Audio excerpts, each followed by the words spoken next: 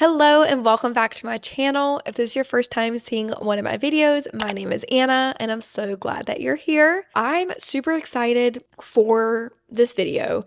I am a little bit honestly scared and nervous because I'm sharing my story of working in ministry, and just with that came with a ton of church hurt, exposing some toxic leadership traits and red flags. You guys are just going to hear my full, raw, honest story. Let's just jump right into it because I don't think I'm ever going to be ready to open up all these wounds again, but we're ripping off the band-aid. Let's just go ahead and get started. So for those who are watching this and you have no clue what I'm talking about, I posted this video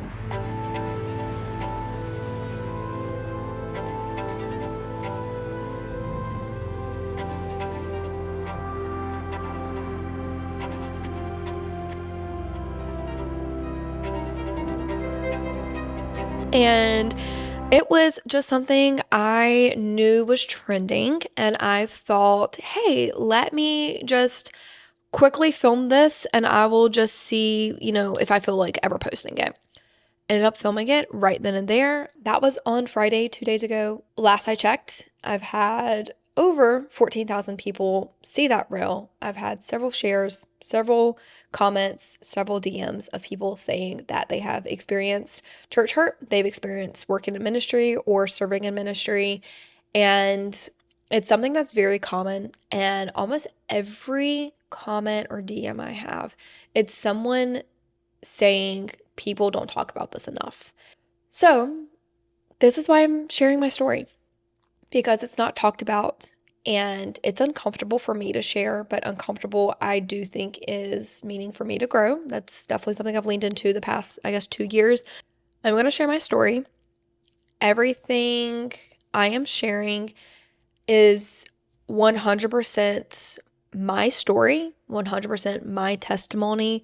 No one can ever take this away from me. This is everything I personally experienced, was personally said to me. So grab your popcorn, let's go. Here is my story of surviving working in ministry, toxic leadership, and just some crazy wild things you never would hope any leadership will tell you, but definitely one that serves a church. First, I think we need to set the tone of why I led to work in ministry in the first place. So I ended up going to a college that's about 2 minutes away from the church I worked at. And that actually at that college is where I found out about this church. So I got invited in 2018 to come to a Good Friday service for this church, and kind of just plugged in there pretty quickly at that church and just started attending, became a member, got baptized, all that good stuff. I ended up meeting my now husband at that church as well. Started dating during COVID times. And then in 2021, he would go and serve at a Christian summer camp. So he was leaving for 3 months to go serve at a camp. This was April of 2021. And I get a text from the lead pastor's wife, who ends up being my boss. I tried to find this text and I don't remember why the context of she texted me, because I never really had any contact with this person before. Pause.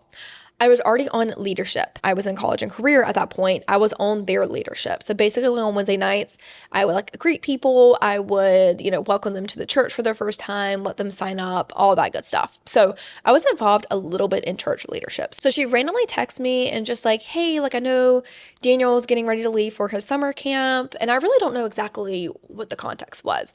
I just remember replying to her and saying yeah, he's leaving. I'm just focusing on school, focusing on my job currently, and just going to be serving more at the church. So that's all I said. 3 days later, I ended up having an interview with her, and I bring my resume and everything, and she sits me down and she's like, yeah, so we're opening up a internship position for the summer. If you're interested, it's going to be basically helping be her assistant. So I did publications, help proofreading any materials, graphic design, emails, anything with ministry of the women's ministry, I did basically. She was like, is this something you're interested in? Another little backstory, I've always been interested in graphic design. I love to write. I had my own blog at one point. So everything she was explaining to me is like everything I'm good at and I would love to do. But she was impressed by my resume, was asking me about all the different softwares that I'm familiar with, which I went to school for interior design, so I was very familiar with any Adobe, like Photoshop, all that good stuff, which was exactly what she wanted people with experience in. So I had all that experience. So she was like, well, we're really interested in you coming on as an intern. You wouldn't be like a staff member, but you would be an intern, of course, paid. And is that something you're interested in? And I'm like, yeah. The one thing that she said that stood out to me, but as a naive 22-year-old, I didn't know was a red flag. She said, well, you know how I am on Sunday mornings, but I'm very different than how I am in office coming Monday mornings. And I'm like, naive me, I'm thinking like, yeah, duh. I'm like, I'm not a morning person. So like, of course, on like Monday mornings, like I'm just here to do my job instead of me thinking, oh, on Sunday mornings, is she putting up a front? Is she pretending to be someone she's not? Is this a warning?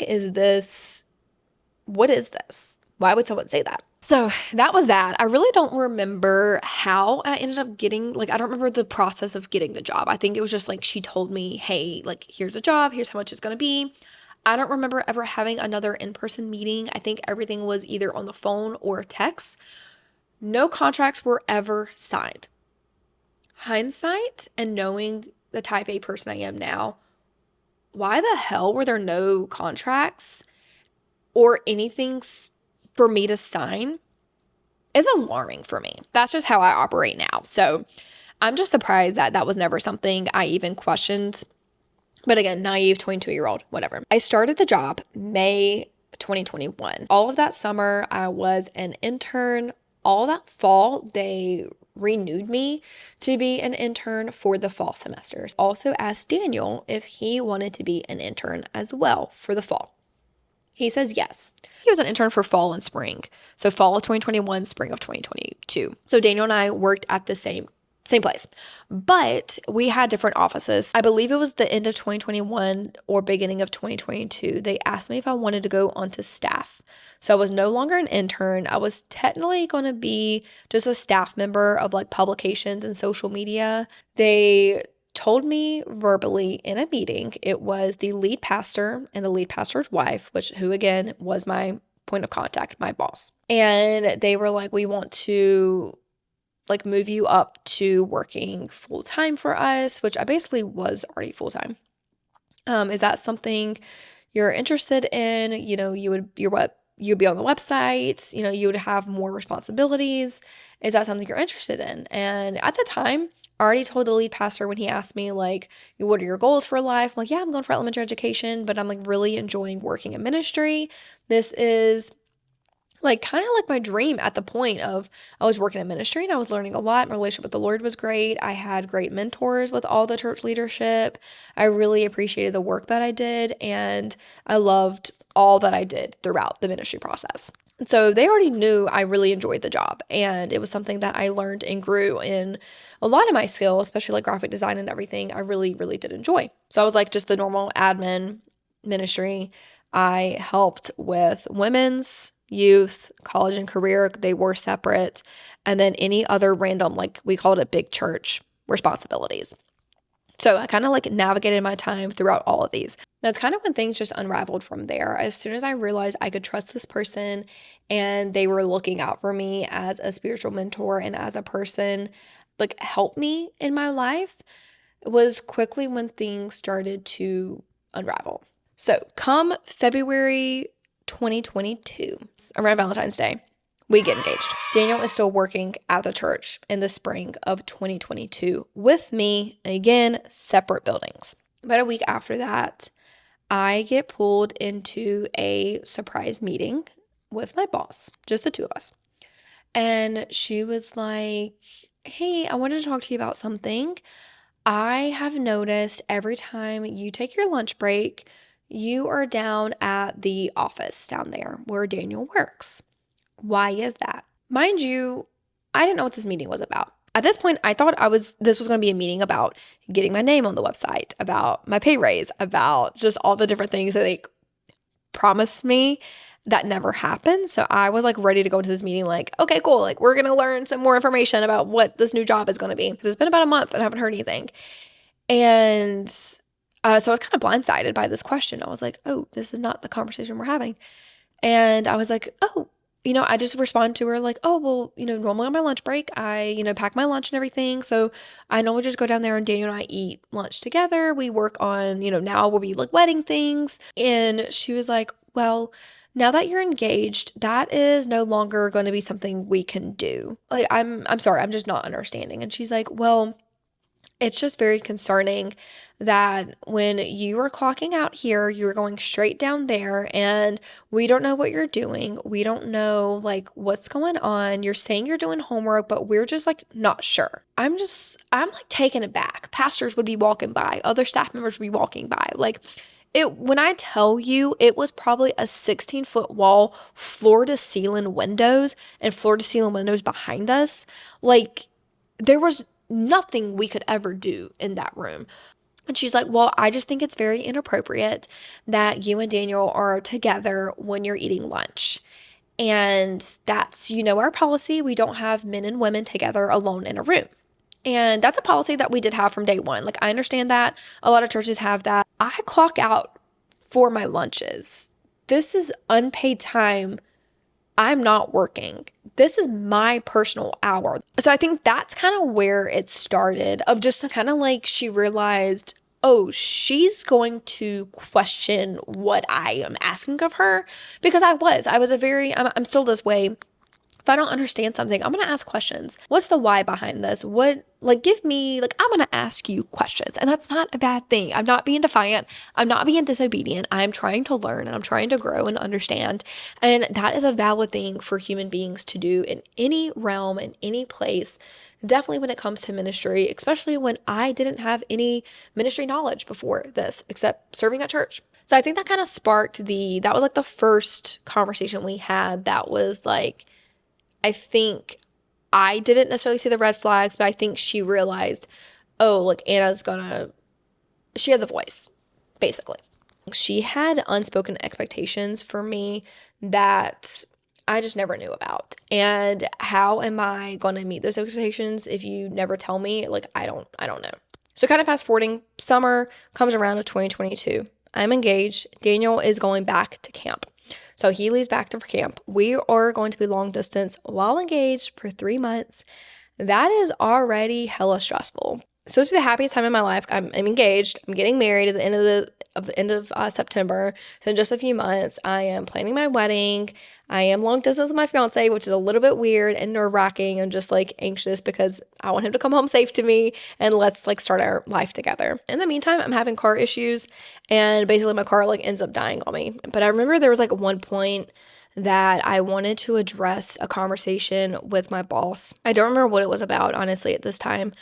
But I went to the other older like leadership that I had there. I remember I like typed up just some like bullet points of things I wanted to talk about and discuss, making sure I was where I wanted to be expectation wise with them. And then there was like a few things about like leadership I had questions on, like, hey, in this book that I was made to read in one of these Friday leaderships that my boss made me go through, it would like talk about how to be a good leader. And I was like questioning like, hey, in this book, it's saying X, Y, and Z here. However, I've seen X, Y, and Z, like basically calling out her leadership, but like not in a bad way. Just like, hey, I really don't know what to do. Like, should I follow like what your leadership is, or should I follow what this book is saying? Like, I'm trying to be a leader myself. Like, what do I do? Like, help me. So she was like another like spiritual guidance woman that I looked up to. So I went to her and I was like, hey, like, I want to have a conversation, with the person, my boss's name. And do you mind just looking over these to make sure like this is clear? Like, I just want to make sure that when we go have a meeting, like I'm making sure that like, we're all on the same page, because she was like a part of like some of these conversations. And she like, like the paper I gave her was like not folded, nothing. She like has the paper folded and she hands it to me and she's like, don't ever let anyone see this. And I'm like, okay. I'm sorry, like, I just wanted to get some questions answered and, like, have a conversation about this, like, a healthy conversation. Like, I'm just kind of confused why no one should ever see this. Like, I'm going to have a meeting with her, like, my boss about this. Like, why should I not have this? She was like, just a lot of things you're asking are just not appropriate when it comes to ministry. Like, you shouldn't be asking these questions of how to be a leader. You should know how to be a leader and follow said person's leadership. I do apologize. I thought I could ask these questions. Like, I do apologize. I remember being so confused. Like, I just had some basic questions of, at this point, I was a little bit higher up in a leadership position over youth. And like, some of the youth would ask me these questions, and I'm just like, as a leader, I want to give them correct information and like lead them correct, but I just need guidance. And so I was just trying to ask and read and glean. And that was when I quickly learned asking questions was deemed inappropriate to them, and they became very defensive, and they think me asking questions was me being defiant to them and rebelling against them. And little did they know, my 23-year-old heart was just like, I just want to learn, and I'm just confused, and I'm faking my way through this, and I don't want to fake being a strong leader to teenagers or to, very young middle school girls, that I just wanted help. And I remember just thinking like, okay, well, if I have questions about this in the future, like, what do I do? So that was kind of my first viewpoint of, okay, don't ask questions. Got it. Don't do that. That's bad. Like, I like started to feel very guilty asking questions. A few months later, we're like in the thick of the summer. I think all of 2022, I set into one full Sunday service. One full Sunday service. All of 2022 while I worked there. And that was kind of an issue for me, because as someone who's working in ministry, you are constantly pouring into others. I was pouring into youth, college, and career. I was like one of the point of contacts of like, hey, this person's going through a hard time, pray for them. And if I'm doing that, I'm pouring out all of my time and energy and, spiritual, mental, resources to this person. I should be able to get filled back up. And me not sitting in service every Sunday because I was pulled to do ministry work was an issue for me. Quickly became super drained, quickly became numb, and just went through the motions. I don't know how other churches operate, but my viewpoint is, if you have to do a task that requires a staff member to have a security code, a key to a certain room, to log into a work computer, anything that only a staff member is required to do, that person should get paid for it. I don't care if it's on a Sunday. I don't care if it's on a Wednesday night. I don't care if it's 12 a.m. and a random Thursday. Like, you should be getting paid for the job that you're doing. Everything I was doing was I had to go in with my church key, unlock the door, log into my computer, do that stuff. Nothing a volunteer could do. So I started putting this on my time card. Sunday, whatever time it took me to do it, I did it. I get called into a meeting telling me I'm no longer to document any pay that happens after 6 p.m. on the work days, and absolutely no pay is allowed on Sundays. I was doing my job on these Wednesdays and Sundays and been told there's no, I'm not allowed to get paid for these. Did not really sit well with me. I think I even said something along the lines, like, if a volunteer can't do it, I should be getting paid for this. That's just common sense. And their response to me was, we work here, we sleep here, we eat here. This is our life. If you're not able to commit to that, this may not be for you. Mind you, I was already a good year into this position. This is towards the end of the summer. It's in July. We are getting ready for our wedding shower. And the way they did it was they did a couple shower at the church, basically inviting the entire church. And then they also would put out a Facebook group invite. So, since I worked at the church, I was friends on Facebook with many of the people who went to that church. My mom and my mother-in-law and all of our aunts, they were throwing the party for us, our shower together. Of course, they didn't have everyone on Facebook to invite to our shower, so they asked me if I could create the Facebook invite for our shower and then add them as collaborators so they can invite other people. The next week, I think it was, or the next day, I get called into a meeting with my boss and one of the ladies that worked in our office. And my boss looks at me and she's like, hey, I just want to let you know it was highly inappropriate that you created that Facebook invite. Like, that's not something you do. You look selfish asking people to come to your shower. You look selfish asking and posting your registry. That looks so tacky, and that is just not something we stand for here. And so I explained to her the whole situation, why I did it, who's throwing my shower for me, and basically they just told me that was tacky. That's something that the boss and the lady sitting next to me, that's something that they would do because they're the ones who throw the shower. And I was like, I'm so sorry. I think there's a misunderstanding here. My mom and mother-in-law are throwing the shower. If you guys want to be a part of it, you guys can ask them. I really don't know what they're planning. Like I can't really do anything right. It's basically what I told them. Like, I literally said that to him. And she didn't like that, of course. And she's like, what do you mean? And I was like, well, I'm just trying to do what I can. Like, as soon as we got engaged, you tell me I'm not allowed to have dinner and lunch with him on my lunch break. Constantly been like little nitpicks of things of like what to do and how to do it. And like, it doesn't have to do with my job. Like, if it's about my job, like, I understand you're my boss, but it was more my personal life. And this really struck a nerve. My mom actually said this because my mom knew exactly everything that was going on, because she would actually be the one I would call crying up every single day when I left church of work. And so she knew everything. My mom was like, I feel like your boss is trying to be your mom and trying to parent you when I have a great relationship with my mom. And I didn't need that. And I basically said that to my boss. I'm like, hey, I'm so sorry. I think we got our relationship kind of skewed. Like, I appreciate you speaking wisdom into my life, but there's a difference between speaking wisdom spiritually and then speaking wisdom like you're trying to be my mom. And I just want us to be on the same page. Like, I try to have a conversation about this, and I point to the person beside me. I was like, but they actually mentioned I shouldn't have this conversation.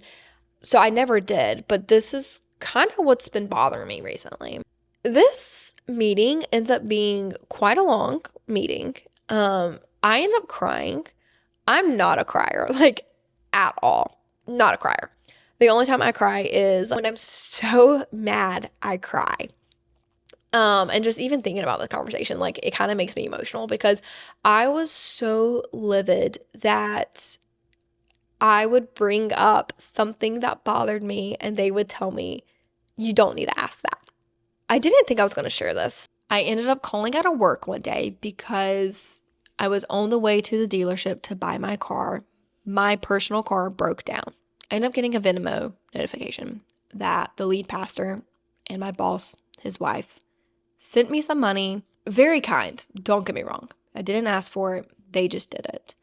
Of course, I ended up calling both of them and I ended up thanking them, wrote them a letter. I saw them the next day at work. So I ended up I thanked them multiple times.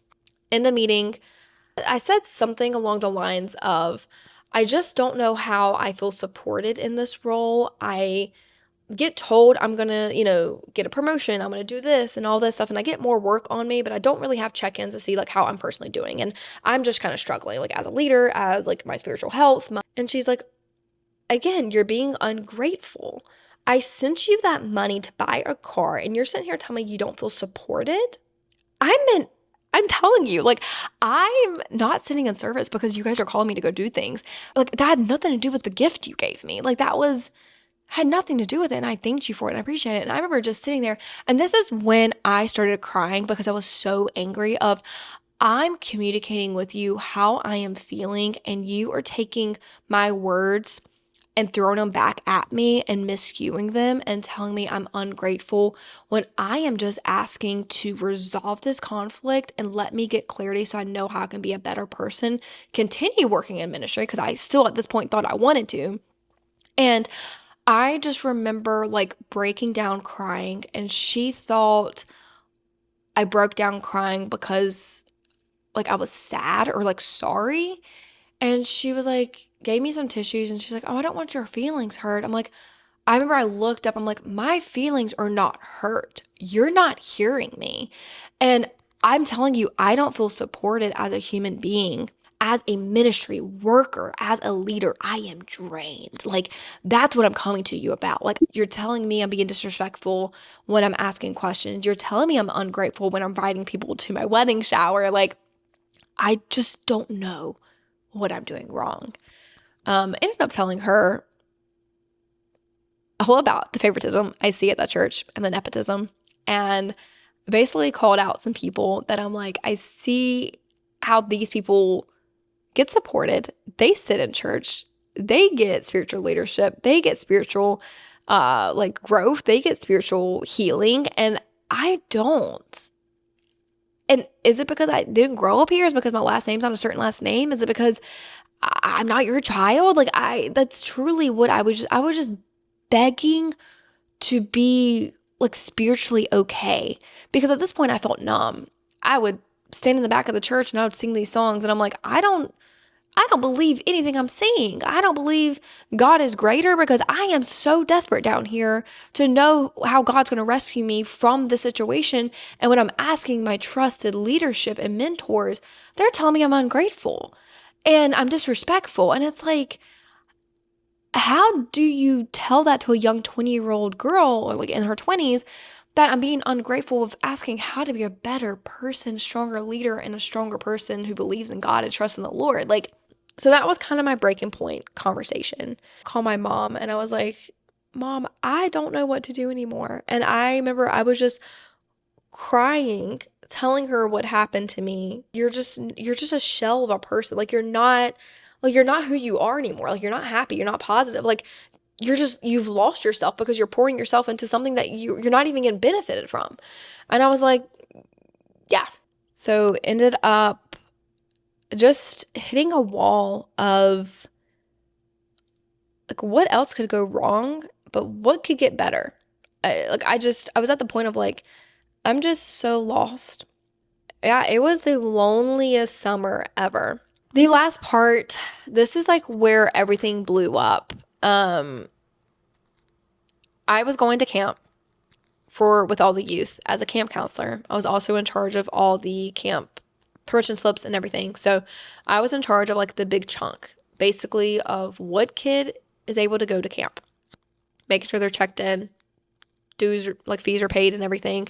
So I was like the point of contact for all of this stuff. I already planned months in advance and I already got this okayed with everyone, but I was driving myself down to the camp, spending the whole week with my personal car at camp. When everyone left that day to come back, I was actually driving 2 states down to go get Daniel and our best man from his camp and drive them back home. We're having a meeting and the boss is like, yeah, so you guys are leaving for camp. And she starts talking about like what we need to get done before, because we're pretty much all leaving for camp. Yeah, so Friday you have to come into work. And I'm like, I do apologize. After this meeting, do you mind if we talk? That's all it was.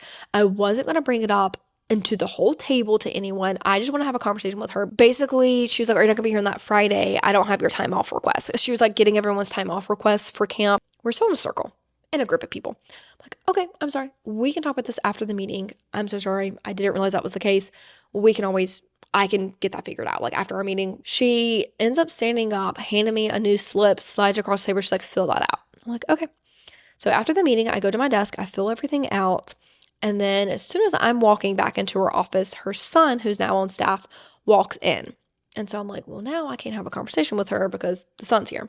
So they start talking and I like am 2 steps behind him and I just lay it on the table. I'm like, hey, I'm sorry. Here's this form. Just let me know when you're ready. We can have a conversation about this. Again, I'm so sorry. I'll be out here. She like doesn't acknowledge I'm there. And so I step out. And then they have that conversation. The door closes, everything. He leaves, door is still closed. And then she calls me into the office. And she's like, I don't really know where to begin with you. Had the worst attitude. Like, what is up with your attitude recently? And I'm sitting here thinking like, yeah, 100% I can have an attitude. You talk to my husband, you talk to my mama, you talk to my brothers. Like, yeah, I can have an attitude. Don't get me wrong. But I know my time and place, like in the workplace, like you don't have an attitude in the workplace. Like I'm mature enough to know that. And I'm like, I truly, like, I'm not playing dumb. I literally looked at her, I'm like, I really don't know what you're talking about. I'm so sorry. Like, I not having an attitude. Like I'm like perplexed. And she's like, there you go again. Like, you're just acting like this. And I don't know what the problem is. Going off on tangents about like the same conversations we had previously about the wedding shower, about like me seeing Daniel at my lunch break, how the car, all the things that she's ever done for me. And she's getting so heated. Her voice is carrying. And we're in a small building. So as she's starting to raise her voice, which I do not do well, I knew whenever I responded, it was just not going to be okay. It was going to be a big deal. And so I look at her and I was like, I'm sorry. I really want to have a conversation with you, and I really want us to get over the conflict and this miscommunication. Like I said, I have the form I gave you. I want to make sure you received it. But I just think that we're not at the place to have this conversation. I think emotions are a little too high. If it's okay with you, we'll both go to our lunch breaks, and then after lunch, we can revisit this conversation. I don't want to say anything out of emotional state. I'm like, you're getting upset. I don't want you upset. I just want us to have a adult conversation, and then we can just come back together and have this conversation. She blows up and starts telling me that I'm disrespectful and I don't listen to authority and I don't listen to leadership, and how dare I push back this conversation when she called the meeting. And I am just sitting here, arms crossed, just staring at a grown woman. If you were a 3-year-old I was nannying, I would put you in timeout and tell you we need to express our feelings with our words and not with yelling and arguing and all. Like, what? And like, I just asked to have an adult conversation later once our emotions are in line and we have some time to think and pray, and I'm getting backlash. Finally, she stands up, walks right in front of me, and she's like, that's it, you're yelling at me. I almost said the girl's name. Oops. She like yells for the trusted advisor, the other older lady in the office. She was like, she's yelling at me and being disrespectful, and I need you now, and like hysterical. And I'm sitting in a chair just like this, and I'm like sitting here literally looking around like, first off, I've barely moved. Second off, I'm just so like calm. Like, that what? And so the other trusted advisor comes running in, and she like goes, they all like sit down. She's like, you won't believe what she's saying to me. And like, she starts addressing all the things that like I did say, like I did say, let's have a civil conversation. And she's like, you won't believe that. And the trusted advisor is just kind of sitting there looking at me like, well, you're so calm now. Like, show me, like perform. It's like kind of what like her tone was. And I'm just sitting here, and I addressed my boss's name again. I was like, I'm meaning I don't want you upset, and I want us to have a conversation, but I want it civil. So I asked, and I look at the trusted advisor. I'm like, I just asked if we could go to lunch privately, separately, have an hour to calm, pray about it. We'll come back together and have a meeting. We'll start the conversation over again. Let all this be forgotten in the past. We'll have prayer together, and we'll just continue the conversation. But I don't want anyone angry, and I don't want anyone upset, and I don't want anyone to say anything that we don't mean. I'm just asking for some time for us to have a conversation. I guess she thought I was just trying to overstep her. And honestly, she probably got pissed that I was being more of an adult than she was, and I was half her age. Like, I just want everyone to be heard. I want everyone's voice to be heard. And that's truly what I wanted in this conversation. And I'm just calm. And I remember thinking like, Lord Jesus, please protect me. I don't feel safe here anymore. And I truly, at any moment, felt like I needed to run out of that door. I was thinking of a plan of how to do it. The door is like right near me. And I remember thinking, like, I'm a worst case scenario person, like very logical when it comes to that. I'm like, I'm going to plan, but I'm like, if there's any way I need to get out this door, she's not going to have time to come over here to like stop me. I'm like, I can easily run out, but I'm sitting here thinking like I have to get through like these doors and these steps to get to my car, and like where are my keys? Like, I'm thinking through everything of where I need to go to get safe. This is how bad it was. Honestly, the Lord just gave me peace in that moment. I'm just sitting here thinking like, I'm scared to death, honestly. Because I just didn't know she was being so irrational. Like, I didn't know what her next move was going to be. Conveniently enough, my boss's husband, the lead pastor, comes to get her for lunch. He turns and looks at me, and he's like, are you okay? And I was like, took a deep breath to communicate with him. And then I just remember she just started yelling. she did this, she did that, she did this, she did that. I remember he like was like, whoa, whoa, whoa, whoa, like what is going on? So he pulls a chair up, shuts the door, and like we start having a conversation. And once he's here, I quickly realize, crap, husband and wife, one of their best friends. Here I am. This is going to go really well, and we're going to get past this, or I'm done. That's it. She's still emotional, telling him, recapping him, everything I did wrong that day. Thinking back, like I was so incredible for this. I was like facing her over here. He was like literally kind of right in front of me, and then the other trusted mentor is kind of where my camera is right now. The entire time, I'm communicating with her, so my body language is directed towards her. Even when the trusted advisor is here, like I would like point or reference her, but I would always communicate with the person I'm talking to. Got to the point where she was talking just so much that I couldn't rationale with. When the husband came in, lead pastor, I ended up like turning myself here. I could not really see her. I could see her in my peripheral vision, but that was pretty much it. And that was basically, I knew like subconsciously I needed to shift this conversation. She was being irrational, and honestly a temper tantrum that like a 3-year-old was going to have. I'm like, let me turn to a calm, cool person that's being an adult that I can have a conversation with. So I truly just turned and had that conversation with the lead pastor. I explained to him my confusion, and so I was just trying to be like really honest with him, and just he was a youth leader before this, so it's like I was trying to resonate with him. Like, she married into ministry.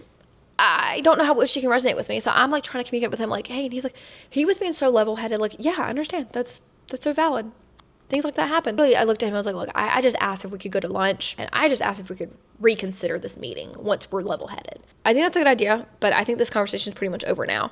I've heard a lot of what's going on, Anna, where are you? I basically just told him, I was like, look, I kind of don't really feel safe here anymore.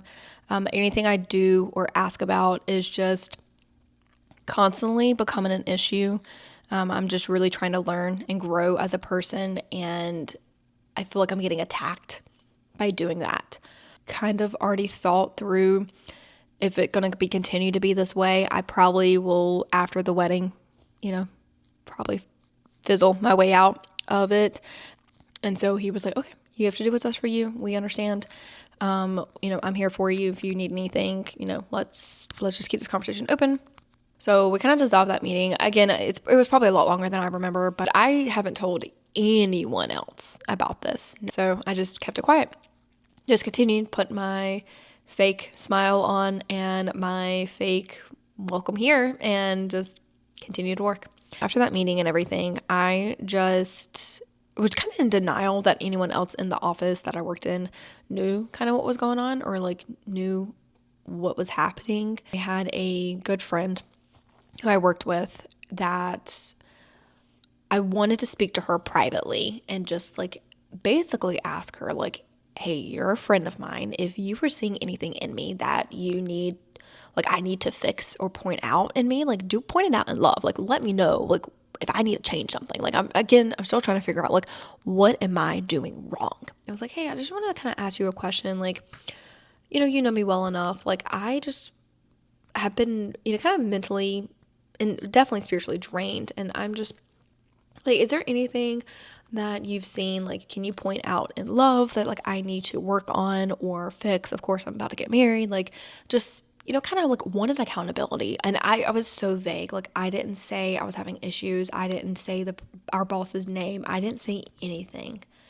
And I remember she looked at me, and it was just the tone and attitude she had. And she was like, well, you really don't submit to leadership. Not be able to trust the people that you've been trying to trust the past like 4 years. Just truly kind of hurt. Not gonna lie. And like, don't get me wrong, after 4 years of this, like I was very young, I was very naive, but like I've learned a lot, and this whole situation has taught me how to be a better person and how to be a better communicator, and just how to like deal with very difficult people. But I handle things a lot different just because I'm 4 years older than I was then. I have a lot more experience in life than I did then. Yeah, there's definitely things I would do different. And I definitely think I would not have this conversation with this trusted friend who also worked with me, because I remember automatically, like my stomach just fell, and I was like, cool. So she knows something. I haven't talked about it. she could have easily overheard something, or this has been talked about without me knowing. This was like the first time I felt this since being a new person at that church. I was so alone, so alone. All the friends that I had, that I worked with, that I knew, met, they were like not speaking to me, not having anything to do with me. I remember saying right out loud, like, Lord, I think you're telling me this is over. But ended up picking up Daniel and his best friend. We drive home. Ended up getting so terribly sick. I don't remember that whole week. I should have worked. I don't remember working. That's Sunday. So it's a week after camp. That Sunday was our couple shower. That Monday, I do, in fact, remember working. Come in that morning, and the office is quiet. There's like a few people working. The boss is not in. The support, like, trusted advisor, she was not in. I remember it was like, I don't know, 2 or 3 o'clock, and I get a text from the lead pastor. Daniel does not work at the church anymore. And he was like, hey, tonight at 5, I want a meeting with you in my office. I've already asked Daniel to come too. We meet Daniel in the parking lot. We go up to the office. He greets us at the door, normal, hey sis, hugs us, whatever. And then one of the trusted pastors, I do appreciate his leadership. He was sitting there. I remember thinking, this can't be bad if he's here, this can't be bad. And the lead pastor, Daniel, he's probably just about us getting married or something, because we're getting married in 6 weeks at this point. We're like making small talk. And dumb me, so dumb, I literally look at him like, well, yeah, if you have anything you need me to do, let me know. I got caught up on everything really quickly today. So if you have anything for me to do, send it over my way. It's pretty quiet. I would find out why it's quiet just 5 minutes later when they told me I'll be no longer employed with them. And the lead pastor just starts talking, and he was like, we really appreciate your service here. We really appreciate your, volunteer all these years. And I can't go to ignore, there was some conflict between you, and he says his wife's name. And he was like, I don't think she's a bad person. And I don't know if you can say the same thing. And I just never responded because so many emotions running through me at that point. I don't think it was the time nor place to say anything. And he was like, because of your conflict with my wife, that's why she's not here today. But that's why we brought in, this other pastor. And I'm like, okay. And he was like, well, I think this is the end of our chapter here. This is the it for us.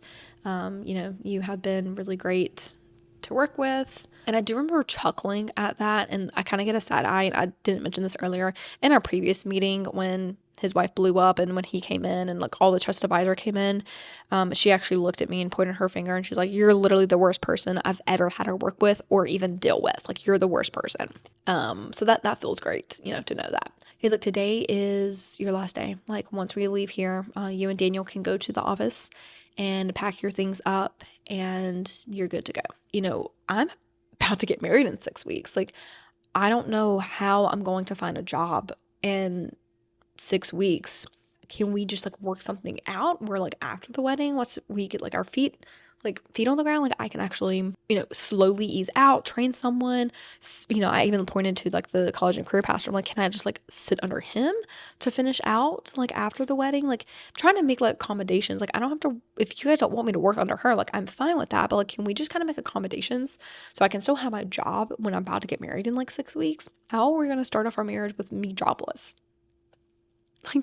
The day before, you guys had a shower for me, and it's it was just mixed emotions. It's it just is a prime example of they're gonna celebrate you in public eye, and then behind the closed doors they're gonna tear you down. He was like, no, we've already waived all the options. It's just best for us to end our relationship here, with you working. That's when he started talking about, he said, well, I will say I've had several people come up and ask me about you and what happened in the situation. He was like, so I don't know if you're talking about this to people. The only person I talked to, in-laws, Daniel, my mother. I asked that one friend if what point things out in me that I can work on. I never mentioned the situation, and she's the one who brought up I needed to obey leadership more. I really don't know I don't know why he prompted that. I truly do know I never talked badly about that person to anyone in the church other than my trusted family. And it wasn't even me talking badly. It was me just telling the truth. And I'm a huge advocate. If you're telling the truth, That's going to kind of lead me into like what I've learned. I kind of like told about like what I've learned throughout, but my biggest thing is if something has happened to you, especially anything, but especially in the church hurt, working in ministry, if something has happened to you, and if you are using your voice, which is your story, no one can take that away from you. They're saying you're talking bad about the church, but it's your story. That's not talking bad about the church. That's you just being honest, and the truth hurts sometimes. The biggest thing I have struggled with, and I've actually set this boundary in my life, is I have seen how that leadership treated me behind closed doors. I have seen and heard firsthand at a table of a meeting of that person in leadership talking bad about other members. I'm not going to sit under that leadership anymore. Last thing I'm going to say, and then I'm going to wrap this video up. The biggest thing about working in ministry or church hurt you've experienced, healing definitely takes time. It's not going to be an overnight process. It's not going to be easy. It's going to be a lot of prayer. Slowly just remembering that the Lord is near the brokenhearted. Also a big component that it's your story. It's your testimony. You have a voice. As long as you are sharing your story to resonate with others, it's truthful. Not everyone needs to share their story for a healing process, but if that's something you think will resonate with you, I personally didn't think sharing my story would help with that healing process, but me posting that short will and just seeing everyone's response to it definitely has helped me quite a lot. And just realizing I'm not alone, realizing it's unfortunately is very common. So I don't know if that's going to resonate with anyone. And I will even say a big thing I have to keep reminding myself is God is very patient in the healing journey. So if you have to be patient with yourself, give yourself grace. And that's what I've been trying to practice the past, 4 years. And that's something I just have to keep reminding myself. Still have that church anxiety. The Lord is definitely close and is near. There's a reason why he wrote this in your storybook. If you're experiencing it, if you have personally not experienced it, and if you watch this whole video, the Lord may put someone in your path that has experienced it, and you watching this may lead you to have a conversation with that person, and you can't necessarily understand, but maybe relate to what they're talking about just for watching this. So I'm really not sure, you watching this, what you can resonate with this story or someone in your life, but just pray and see what the Lord has for you in this situation. I know it's a little bit of a different video, but thank you guys so much for watching. I've loved sharing a little bit more about myself, and I appreciate every single person who has reached out to me over on Instagram. Yeah, you guys have any questions, or if you feel alone and going through the same thing, please DM me. I am definitely here to listen and pray for you and support you. With that being said, thank you guys again for watching this video. I'm glad that you're here, and I hope you guys have a great day.